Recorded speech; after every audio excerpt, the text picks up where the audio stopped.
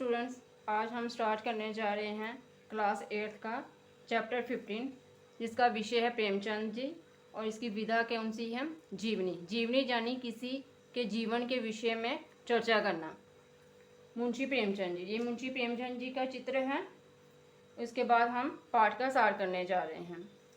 प्रेमचंद जी नामक पाठ के लेखक श्री नागार्जुन जी हैं। इसमें उन्होंने प्रेमचंद जी के जीवन और उनकी कृतियों पर प्रकाश डाला है। यानी लेखक ने क्या किया है? लेखक ने उनके जीवन के विषय में बताया है और उन्होंने जो रचनाएं की हैं, जैसे उन्होंने उपन्यास लिखे हैं, कहानियां लिखी हैं, नाटक लिखे हैं, उनके विषय में बताया है। लेखक ने उन परिस्थितियों की ओर भी संकेत किया है, यानी उनके जो हालात थे, मुंशी प्रेमचंद जी के जीवन में जो हालात आए थे उसके विषय में भी उन्होंने बताया है, जिनसे जूझकर प्रेमचंद जी इतने महान बने। उपन्यास सम्राट प्रेमचंद जी का जन्म 31 जुलाई सन 1880 को वाराणसी जिले के लम्ही गांव में हुआ था। माँ बाप का दिया हुआ नाम था धनपत। ये उनके माता पिता ने उनका नाम रखा था धनपत, पर चाचा प्यार से नवाब बुलाते थे। लेकिन उनके जो चाचा जी थे वो उनको प्यार से नवाब बुलाते थे। प्रेमचंद जी के पिता का नाम अजायब राय था। वे डाक खाने में एक साधारण कर्मचारी थे। उनकी माता का नाम आनंदी था। 7 वर्ष की आयु में ही उनकी माँ का देहांत हो गया। जब प्रेमचंद जी 7 वर्ष के थे तो उनकी जो माता जी थी उनका निधन हो गया था। पिता ने कुछ समय बाद दूसरी शादी कर ली।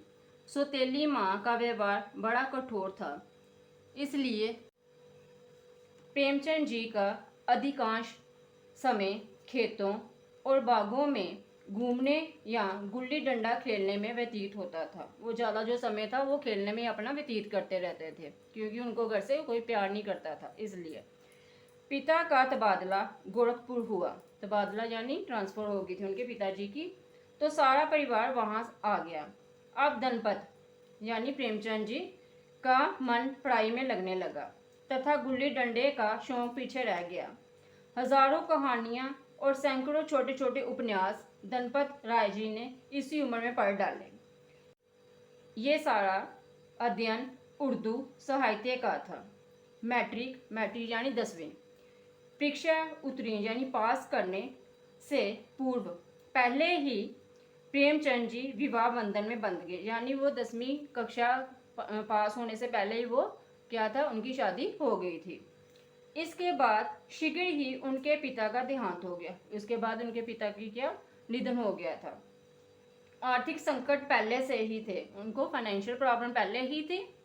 अब परिवार के बोझ ने प्रेमचंद जी को और भी निराश कर दिया।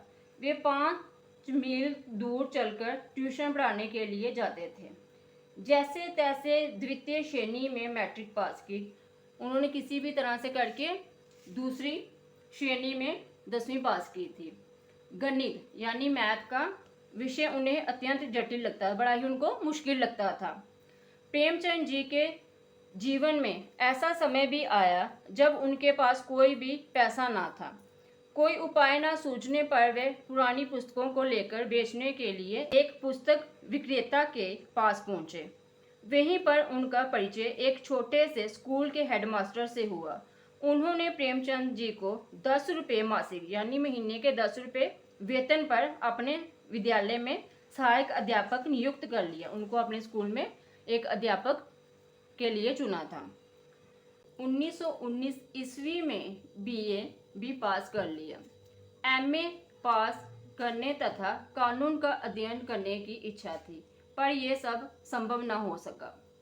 प्रेमचंद जी की पहली पत्नी शक्ल से कुरूप तथा स्वभाव से कठोर थी, अतः उसके साथ उनका पारिवारिक जीवन कभी सुखमय न हुआ।